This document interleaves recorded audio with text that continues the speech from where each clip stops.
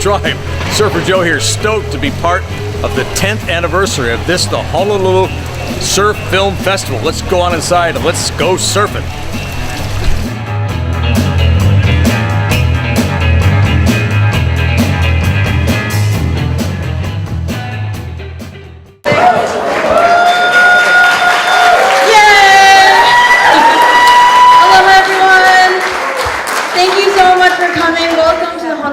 Of Art at the Doris Duke Theater, here to celebrate our 10th anniversary, the closing of our 10th anniversary of the Honolulu Surf Film Festival.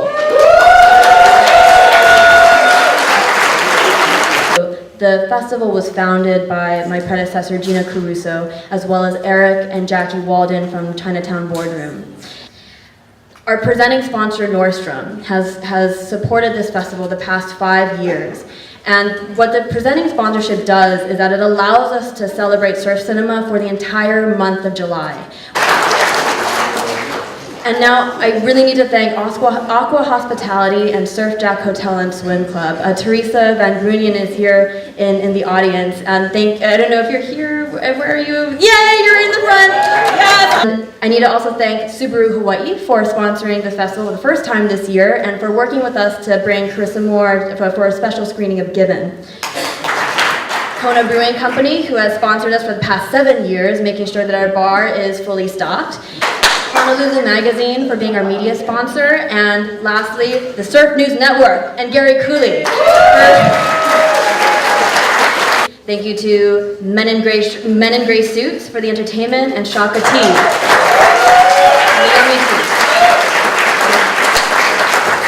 And of course, thank you to all of the amazing pioneers who are here with us in the audience who will be participating in the post-screening panel afterwards.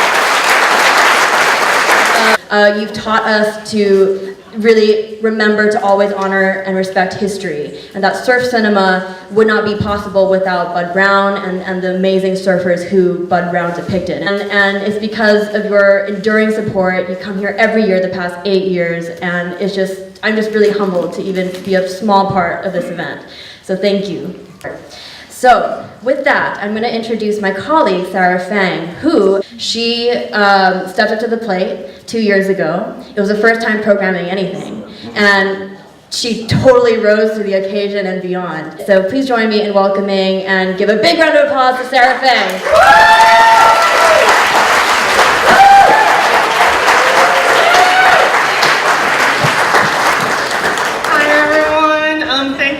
So much for coming. I don't know how sick you are of hearing my voice, but I have been here for a lot of screenings. Opening night, we kicked off with Taylor Steele. He was awesome. He was here for his new film, Proximity, which was our opening night film.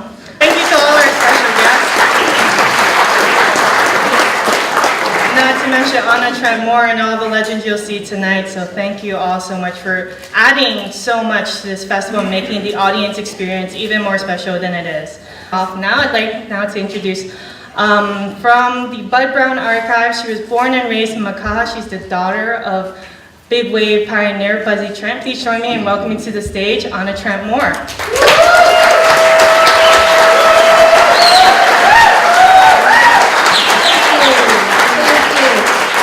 It is my pleasure to announce the first award.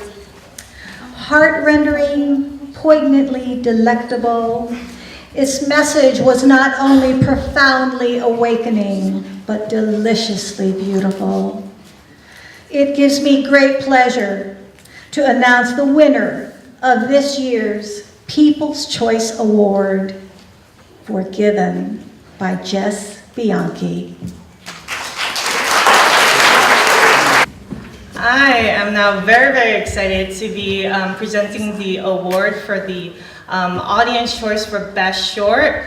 It's a beautiful film with a beautiful story, all in a compact 17 minutes, beautifully shot. I am very, very delighted to be presenting this award to Lumiere, part of our Surf Like a Girl program, directed by Tay Steele, and who's here with us tonight, so please join me in welcoming Tay Steele to the stage.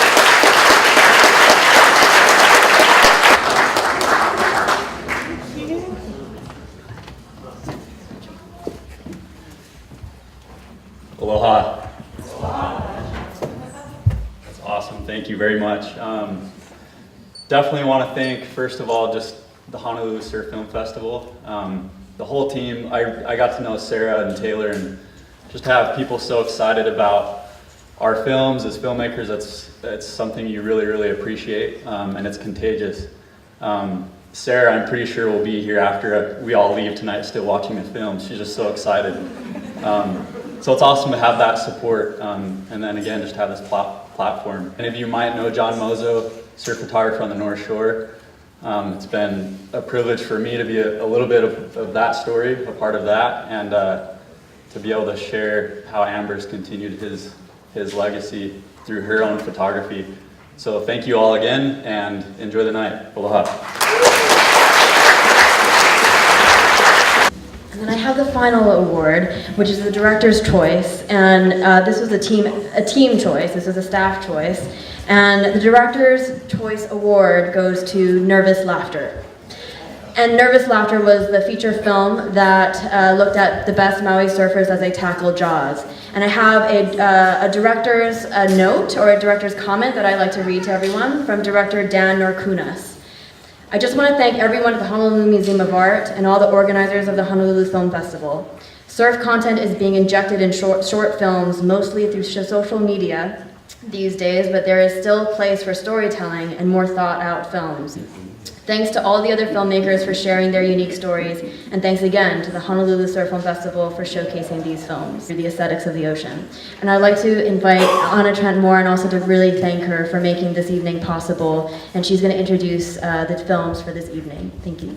Big mahalo again to Taylor Chan, Sarah Fang, and Manette Ferrer for piecing together a most fantastic festival this year. An extra shout out to Sarah Fang, who executed a flawless job programming and organizing the festival. Well done, girl. I'd also like to thank our good friend Kyle Metcalf, faithful videographer of the festival over these many years, documenting it all, just not for us, but for all others beyond our shores to share. Kyle, you do a good thing. I'd like to acknowledge some of them in the house tonight. Joey Cabell. Peter Cole. Timo Hollinger. Rob Sutherland. Randy Rarick. Mark Cunningham. Jeannie Chesser. Ben Ipa. Billy Hamilton. Clyde Aikau. Larry Bertelman. And Mr. Joe Quigg.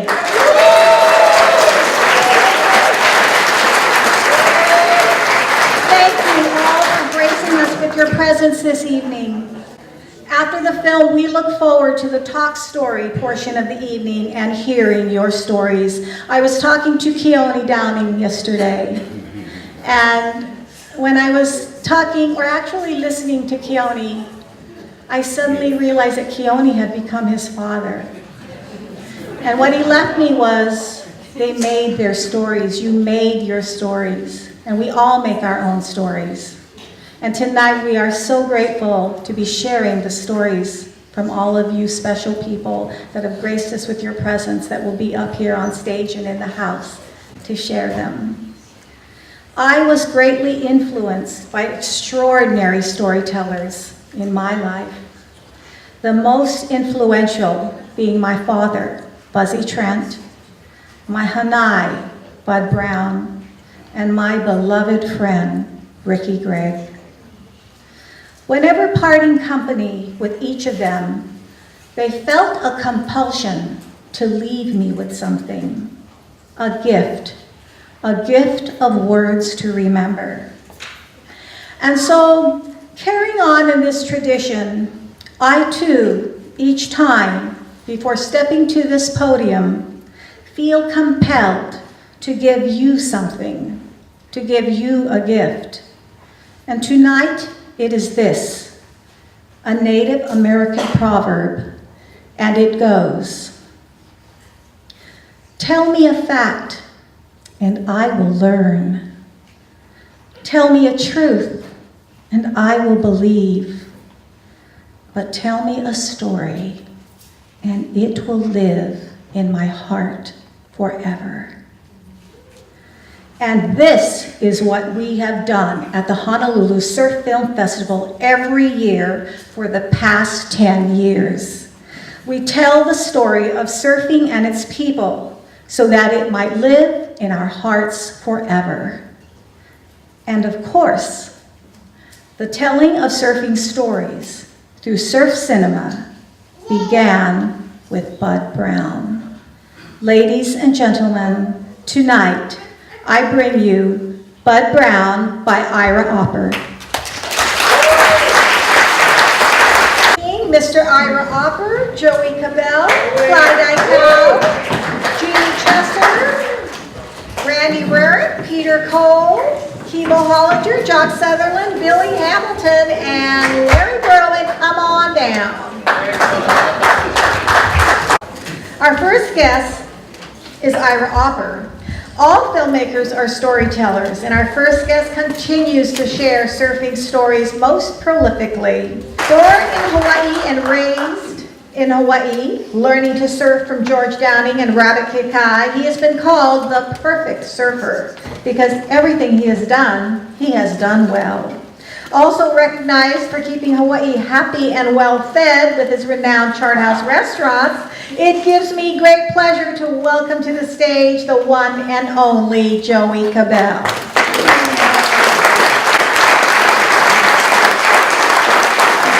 Our next guest was at the forefront of early women's pro competition in a male-dominated arena. Part of the brat pack of women surfers, among whom were Rel Sun, Jericho Poplar, Marga Olbert, Lynn Boyer, all instrumental in carving the path for professional women surfers today. She was the mother of North Shore big wave charger Todd Chesser, and she can still be found at the break of day surfing Alawana Bowl on her teeny tiny surfboard. She is an inspiration to us all, Miss Jeannie Chesser.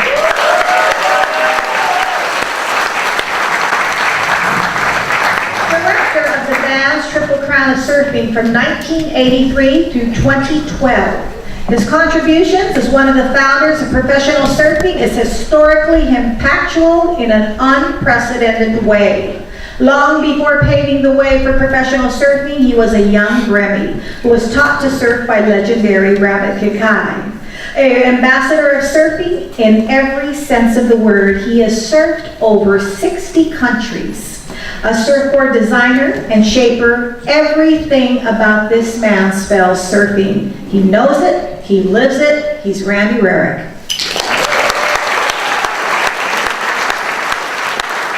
Our next guest has been an integral figurehead at the Honolulu Surf Film Festival Bud Browne Night for the past 8 years.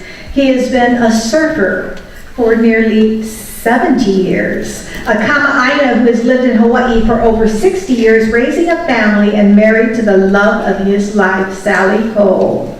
Growing up in Southern California, surfing with childhood buddies Buzzy Trent and Kit Horn, he followed a dream of moving to Hawaii in pursuit of surfing the biggest waves he could find, where he found it on the north shore of Oahu. It gives me great pleasure to bring up longtime friend of Bud Browne and my father's Buzzy Trent, Mr. Peter Cole.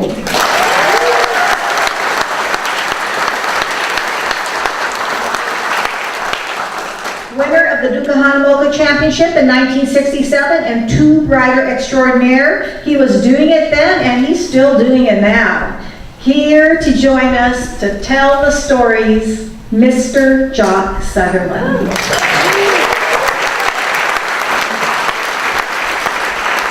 Known for his smooth, stylistic approach to surfing, he was one of Bud Browne's young surfers and a good friend. All the way from Kauai today, tonight with us, Mr. Billy Hamilton.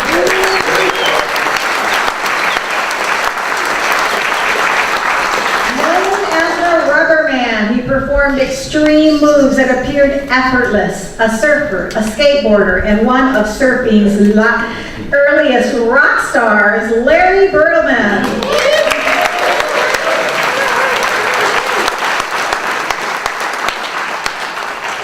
He has been here for the last 8 years with us, and we live to hear his stories, his humor, and his wit. The one and only Mr. Kimo Hollinger.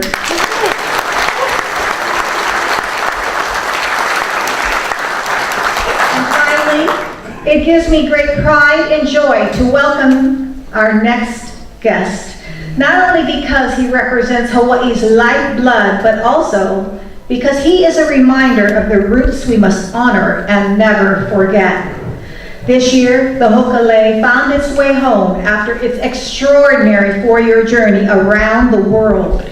A vessel reminding us of the greatness and daring of the Hawaiian people and the heart of one man, Mr. Eddie Aikau.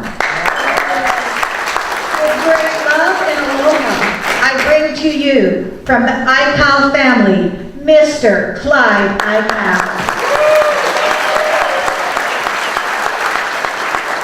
Who did I miss?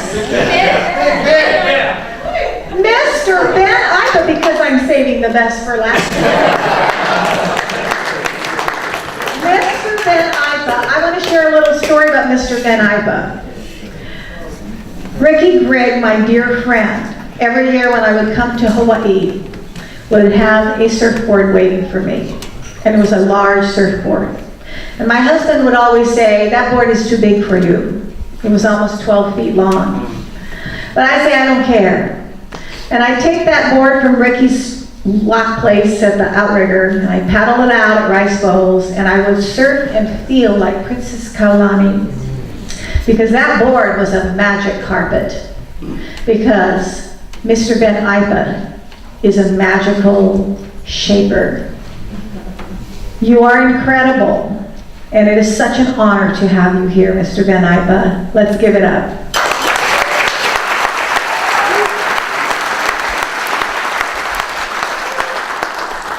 If you don't mind, now I would like to give a little teeny tiny question to each of you and then open it out to the house. And the first one I'd like to be for Mr. Ira Opper.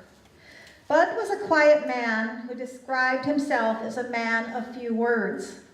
Yet you captured him so well in your film. Tell us about the making of the film we saw tonight.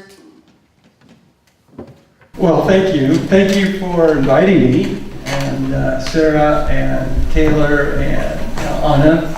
It's a privilege to be here with these guys. When I look down the line, I can't believe it that I'm sitting up here with these people, and I really hope there's a defibrillator in the lobby. Which brings up this story about Bud. I don't know if you noticed at the end, we had him come down to the beach and swim out. We wanted him to catch a wave. And he was huffing and puffing, just getting on his wetsuit at 86 years old. And mind you, this is after he went bungee jumping in New Zealand. But my cameraman was filming him as Bud was going out, and he said, "It looks like Bud's really struggling. You better wave him back in." And I go, "Really? Yeah, you don't want to be the guy known that killed Bud Browne." But he was actually very easy to talk to because he was so passionate about making movies and filmmaking. And I looked at what he accomplished and how he inspired us to tell this story and capture these guys and bring it to an audience so that we could keep that stoke alive. And that's pretty much the heart and soul of the whole experience. Thank you, Ira. Thank you. The next question is for Joey Cabell. Joey, you are surfing's golden boy. You live the dream and continue living the dream. But it all had to begin somewhere. Tell us about when surfing came into your life. How did it? And who were the greatest influences that started you on your journey? Well, I first want to thank you for inviting me and setting up this fabulous experience for us all, and a chance for all of us to share our life experiences. Anyway, I grew up at Waikiki Beach in the 40s, 50s, and 60s, and so I go back a ways.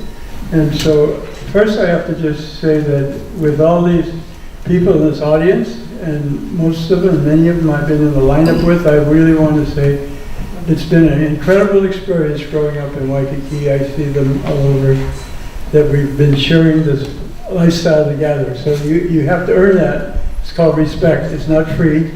And without that respect, you know, hey, Bob, you ought to now. Kind of right away with us already. So anyway, that was where I grew up, and started surfing with Rabbit. And early days, George Downey kind of looked after me when I was there at 7 years old. So I go back with all these guys, and then over the years we surfed together and became part of the Ohana. So anyway, we have another fellow here. I want to introduce Joe Quigg. He's sitting right in front of us here.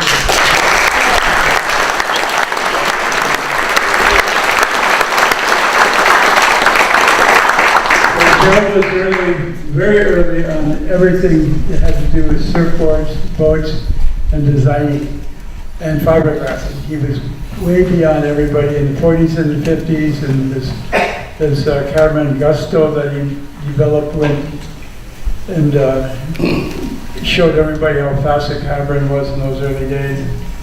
Came to Hawaii and built a boat for Bob Casey, and then I had a chance to take a mold off the hull. So we go back, and I can just say that you're really an amazing person, and we really appreciate what you contributed to the world of surfing. Also boat building, canoe building for the outrigger, and just many ways. You were the man. Mahalo.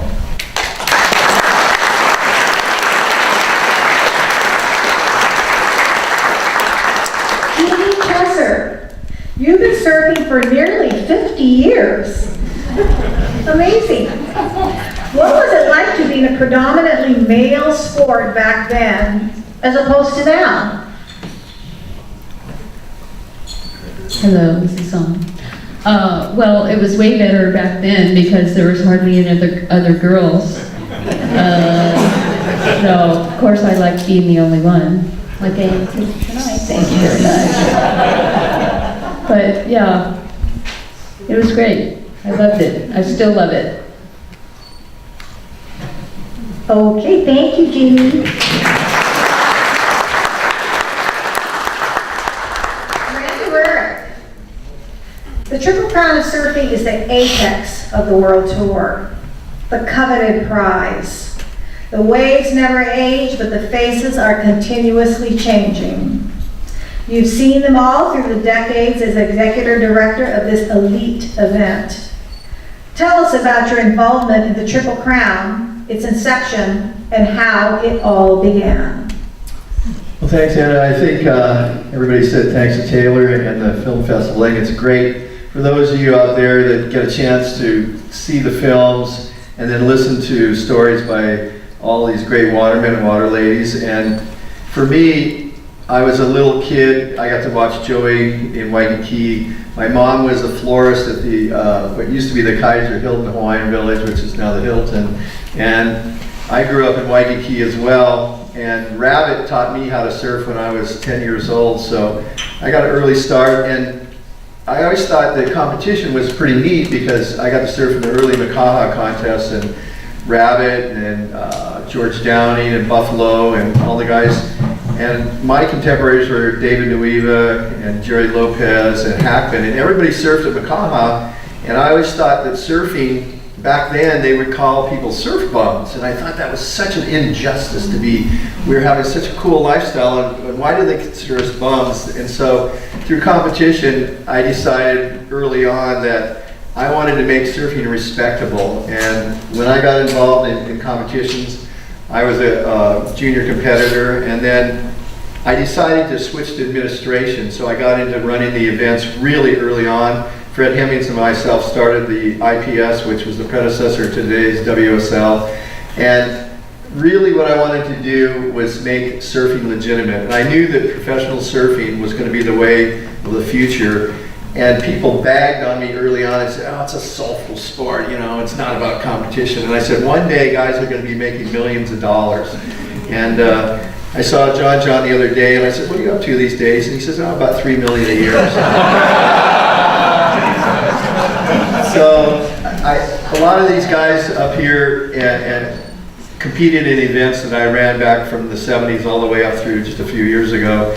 And so I really, to say, Anna, I said the Triple Crown was my goal to make it the prestige of Hawaii, because there's great surf contests around the world, and I wanted the 3 events climaxing with the Pipe Masters to be what Hawaii's was gift to the world of sport. And I like to think that professional surfing has come a long way since when we were surf pups.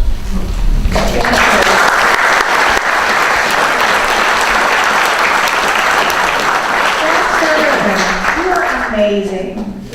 Always seeking a new challenge. I know you're still surfing big. What's your secret of keeping the thrill forever young? Well, looking at my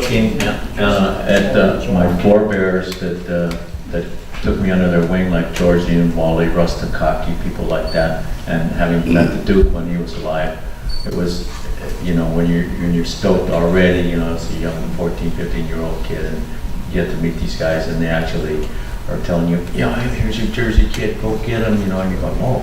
You know, I got some encouragement from, you know, one of my heroes that becomes instilled in you to be able to continue that, you know, that stokedness, but to be able to meet people that were from your father's era and have them tell you about, or you know about what they did, and to be able to shake their hand and have them give you a pat on the back is just, to me, pure gold. So it's not that tough of a thing, you know, to have a sense of enthusiasm from growing up in surfing, having parents that taught you ocean skills, and then have some of the people that you looked up to always, you know, just give you, you know, a kind word or two. And surfers have got a good sense of humor too, or maybe they'll play a joke on you, like Jose Angel was great. Hey, come on, Jock, this is an easy way. Oh yeah, okay, let's go. Or you just, oh no! It's too late to stop your hand for it. So that's what it is, and it's just being enthusiastic and having other people that came before you, you know, give you a kind word or two, and you're in there. Thank you.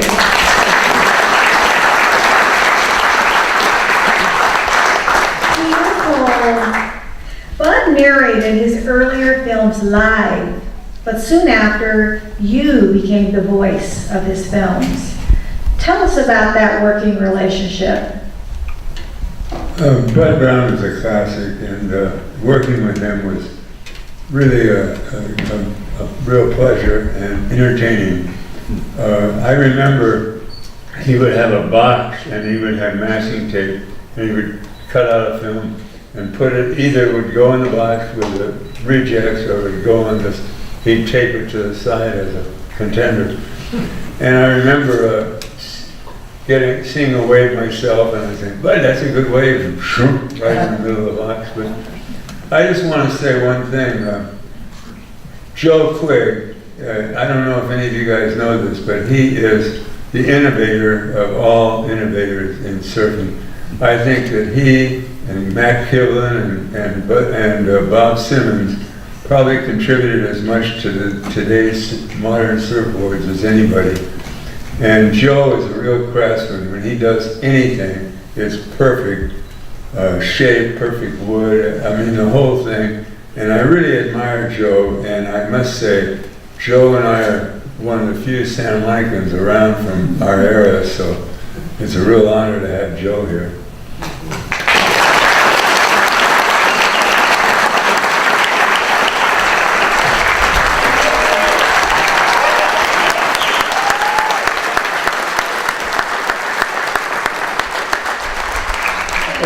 And if I just, a lot of people give credit to Bob Simmons, but realistically, through all the surf auctions I did back in the 2000s, I researched all the design characteristics, and Joe Quigg is the father of the modern day surfboards, hands down. So Joe Quigg.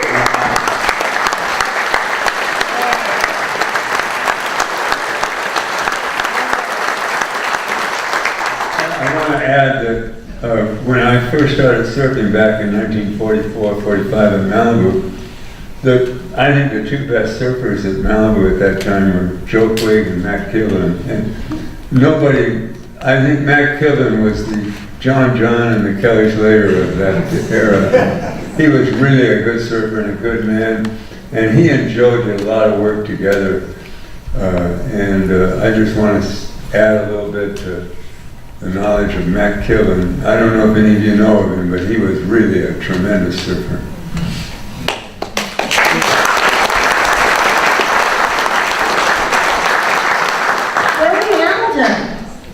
Tell us about the filming of the stolen surfboard. Well, I go way back in early surfing. Joey was one of my early mentors when I was a young teenager, growing up in Laguna Beach. And Bud was, our local filmmaker. And he needed young kids like myself to put posters up on the telephone poles or put them in the windows of stores, and that was the early form of advertising for surf films in those days. So I was part of his early workers, but that particular shoot that we did was pretty interesting because that old house got torn down a couple of days later after we were there, and we kind of tore it up a little bit while we were there. But Bud would turn his camera upside down to make all those events that were going look like they were going backwards. They were actually going forwards. So the guy when he got pulled through the door, he actually dove through the door. And when he was getting drugged down the steps, he was actually going up the steps. So that whole sequence of events changed when he turned the camera upside down. I remember asking him, "How did you do that? Oh, why did you do that?" "Oh, you saw me turn the camera upside down." So, but Bud he was a wonderful guy. He was just he became a friend of our family when I lived in the Pipeline back in their late 60s. He would come by our place. We lived right where where Jerry Lopez, the Pipeline house was. That was our front yard before that house was there. In fact, I built a stable for my wife there, and there was a horse there. But Bud would come by, take a shower. He was a vegetarian, so my wife we'd have these big, giant vegetarian meals with rice and stacks of vegetables, and he'd take that camera that we saw in the film tonight over to the sink and wash it out and dry it, and we'd have, eat food, and Laird was always entertaining him, and yeah, he was a wonderful guy. And I got to talk with him like 4 days before he passed, and he told me, "Billy," he said, "Is this you, Billy Hamilton?" I go, "Yeah, Bud." He goes, "Oh, Bill, I just want to tell you how important it is to have family and friends in your lifetime." I said, "Thanks, Bud. I love you, man." That's it.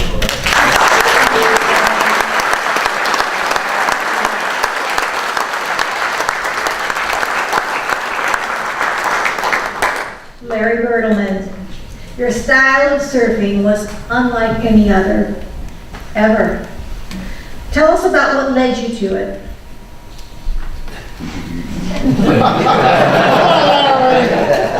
Give us a story. Just wanted to do something that nobody was doing. Be creative. And I know one thing that always kept in my mind, I have my locals, is anything is possible. If you really want to do something, you can do it. The only reason other people say you can't, but the reason why they say that is because they can't. Like, just get out there and do it. And pretty good, actually. And I remember you were talking about changing out of the surfers and surf bottoms to That was another little thing too. Changing the attitude. It's been a nice ride. So it has nothing to do with the toes? Oh, that's my secret, not telling anybody.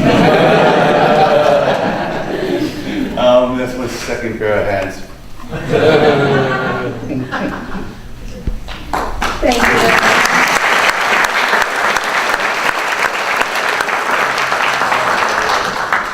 I had the privilege of hanging out with Chemo last week, and don't worry, Chemo, I'm not going to make you sing a song tonight. But I do want to know, you are a vessel of wisdom. What wisdom do you have to share with us tonight? My grandmother came from Madeira, around the horn, to Hawaii. So I got the papers. So my dad would take me out to Pops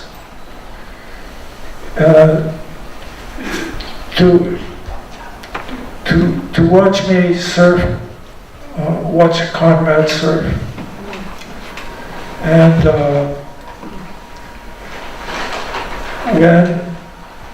when Conrad won the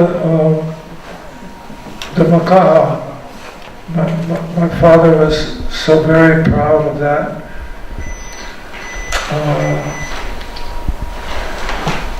Lately, me and Cole have been going down to see him, and he really takes it terrific. You know, no hard feelings. He just is so proud that, you know, he could be a champion surfer and canoe paddler and fisherman.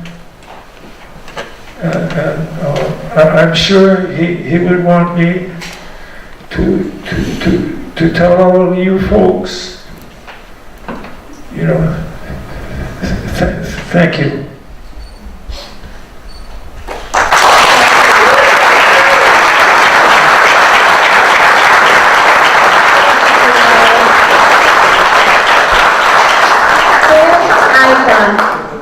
You've shaped for them all, and you've shaped many. Is there one surfer that you remember above all others? One surfer that I remember the most is Duka Hanamoku.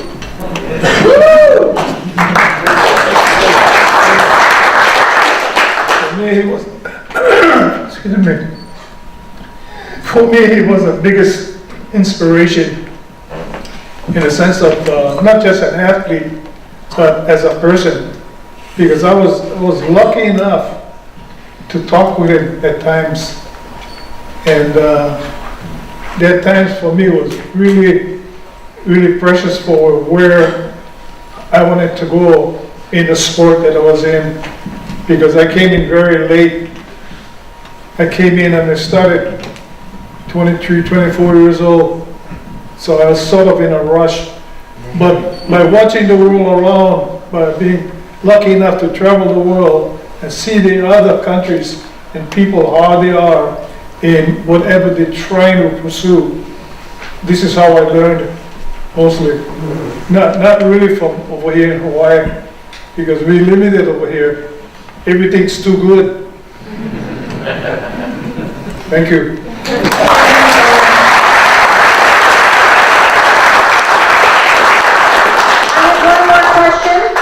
For Clyde. Clyde, you are tied to surfing through a lineage that travels back in time when surfing was the sport of kings. It is immersed within you genetically, woven through your very DNA. For you, surfing Waimea Bay is surely a connection that is complexly intertwined. More so than others that enter the North Shore arena, long after your ancestors.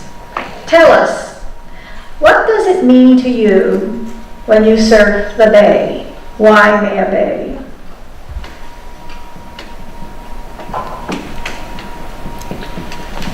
Well, you know, first of all, I want to make acknowledgement to people who was Eddie's hero and my hero. And they're right here on this stage right now. Peter Cole. We used to go down to the Shell in the 60s, and we used to watch Bud Browne's big wave movies. And there was Peter Cole charging all the time. And me and Eddie, we was trying to look for one Hawaiian, you know, because everybody else was Holly guys, right? Greg Doyle, Stan, you know, Mike Doyle. So me and Eddie trying to wait for the Hawaiian drop in, right? And there he was, Kimo Hollinger.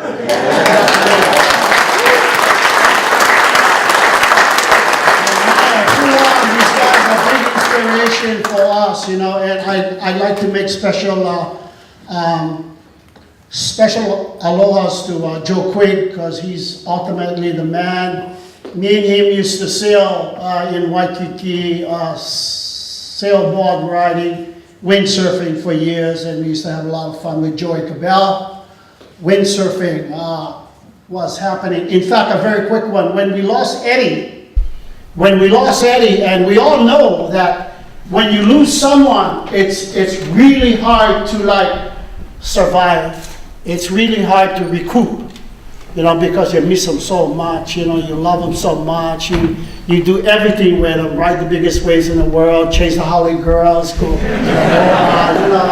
fishing, diving, whatever, you know, me and Eddie. But, you know, windsurfing in 1979, Eddie got lost in 78. But in 1979, the sport of sailing, windsurfing, took over my whole body, my whole mind.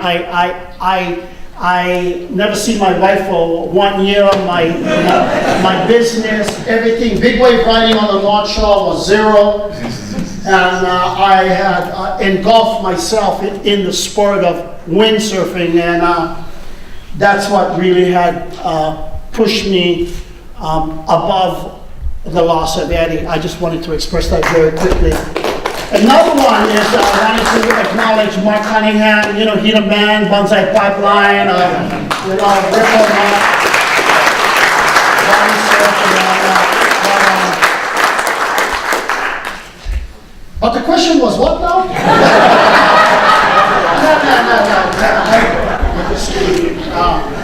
Waimea Bay is, you know, again, watching all the big dogs, you know, Greg No with his black and white striped shots, and Eddie with his red and white shots. And the day was 1967, November 19th. And I'm calling it Wednesday, but guys tell me that it was Tuesday, but I'm saying Wednesday. November 19th, 1967. That day, according to me, Uncle Clyde, was the biggest rideable day at Waimea, all the way up. You got to get this one, all the way up until the last Eddie we had, which was a year and a half ago.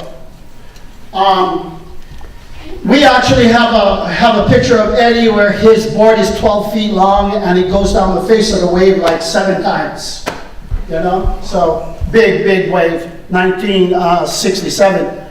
But Eddie was my inspiration all the way, and I wanted to be on the side of him, riding the biggest waves that came in to the bay. And Waimea is really special for us because, a real quick one, my great-great-grandfather was Heva Heva. And Heva Heva 100 years ago was the caretaker of Waimea Valley, Waimea Sugarcane, Waimea Park, Waimea Beach, Waimea Bay. My great-great-grandfather 100 years ago was the official caretaker of that entire area. And then fast forward, 1967, Eddie rides the biggest wave in the world at that time. And then Eddie becomes the first lifeguard in 1967. You know, and again, I really want to say very quickly that I joined Eddie in 69 and we worked there all the way up to 78. And we worked there for 10 years and we never lost one life. And in those years, we had no jet skis, helicopters, Zodiac boats. It was just surfboard, fins, and saving lives. So, you know, I'm really proud of that.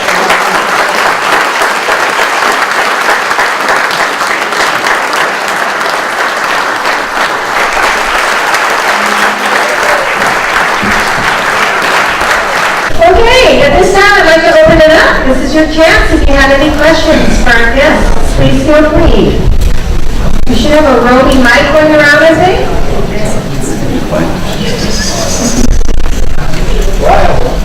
Okay, go ahead, Scott. You may recall, by now everyone knows that you're family with Anna Trent. That's largely due in part to your deep friendship with Buzzy. And for those who haven't heard it, could you please tell us how you and Buzzy first met on the playground and how you became friends? Yeah, that was we had a little football. This was recess at Roosevelt Grammar School. I think we were in the 3rd grade, we were in the 5th grade, and Buzzy was in the 6th grade. And Buzzy and Kid Horn were in the same grade. And Buzzy took our football away from us when we were playing football. Corny didn't like that, my twin brother. I had an identical twin brother named Corny. And Corny didn't like it and gave Buzzy, gave Buzzy kind of a bad time about it. And Buzzy said, well, let's get together and have a little bit of a brawl out in this lot next to the school after school that day. And Corny said, okay. And I told Corny he was totally insane, I wasn't going to have anything to do with this. But Corny went out there with Buzzy and Kit. Kit was there with Buzzy, and Buzzy just hit Corny. Corny went down the ground, and Buzzy hit Corny, and Corny went down the ground. Buzzy hit Corny again, Corny went down the ground, and then all of a sudden Buzzy hugs Corny and says, I'm sorry.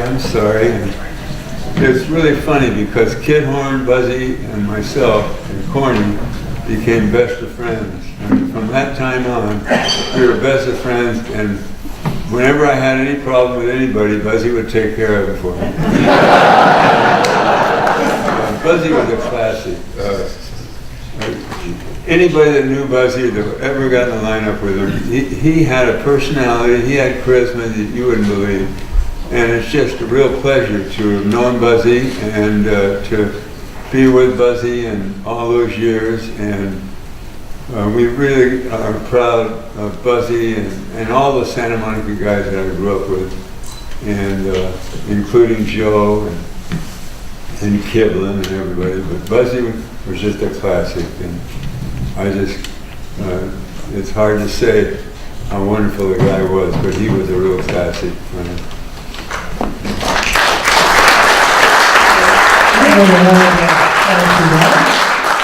I knew Buzzy too quite well because he was there always around. And in '63, we had a Macaw contest, and the board I was running was just small, and the laser, maybe one of the bigger contests at that time.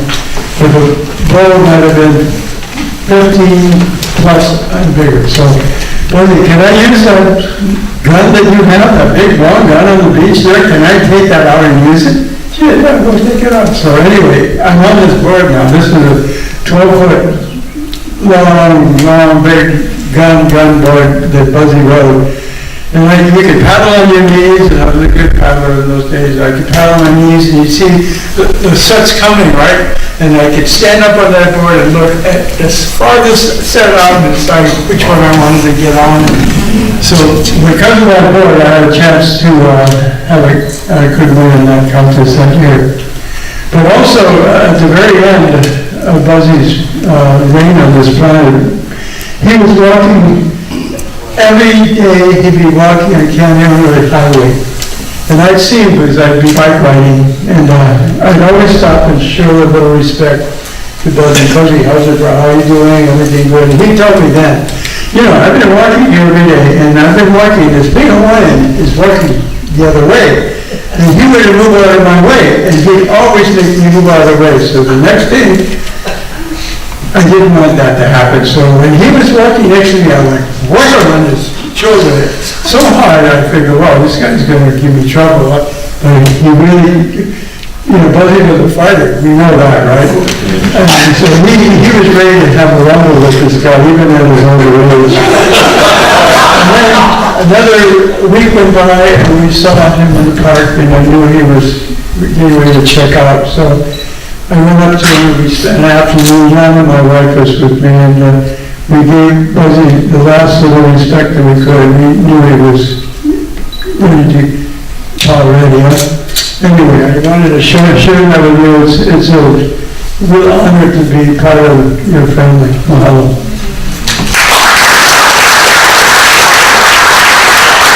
Joey,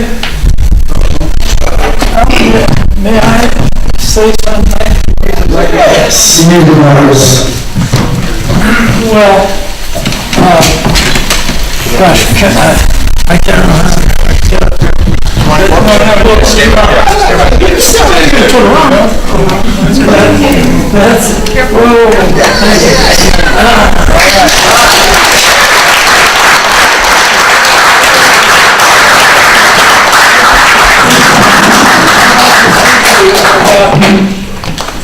The ladies in this world,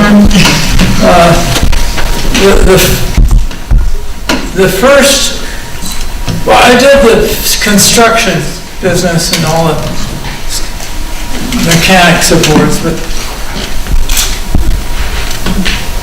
the thing that changed it was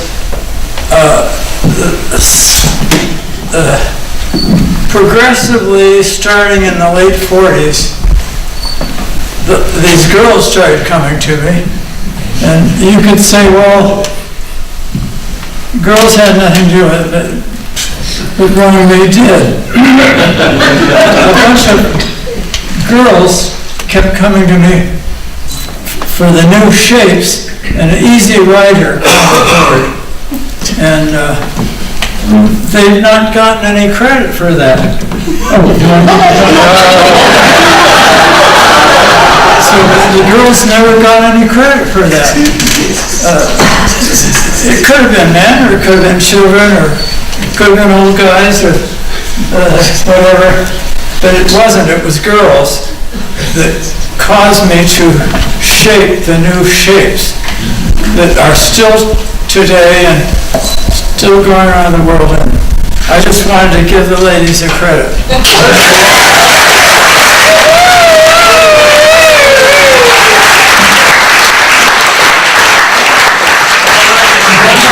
I'd like to say, pardon? Yeah.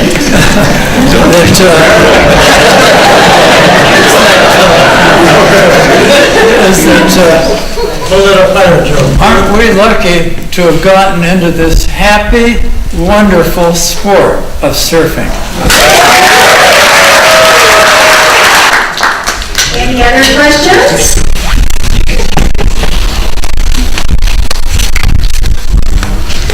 I have a question. John, was it 62 or 65? You were on the cover of Surfer Magazine dropping in a pipe with that blue and white board. So we still have, I love a Euro from the Airways. They used to sell motorhomes and have a gorgeous big thing frame of that. And I have the original Surf Magazine too from all those days. I remembered it. That was a beautiful morning you surfed that day. It was kite class. Yeah, we didn't use your credit. It could have been, but to get a picture on the cover, you had a lot of people going, oh, you get swell head now, all right. Top notch, huh? And so you had to be careful of that, of course. You had to be more generous and a little bit more humble when that kind of thing happened, because all of a sudden the pressure's on. But no, it changed things, but not much, because if you were raised the right way, stuff like that, you just go, yeah, fine. You know, is that going to help me on my next wave, or is that going to help me with my peers, you know, and the answer is, not much. Well, I was aware it didn't sway your head, but it was just such a moment, at least for myself, and I'm sure there's other guys in the room who will remember that time that cover came out. That's one of my all-time favorites. Yep, it was a nice shot around summer.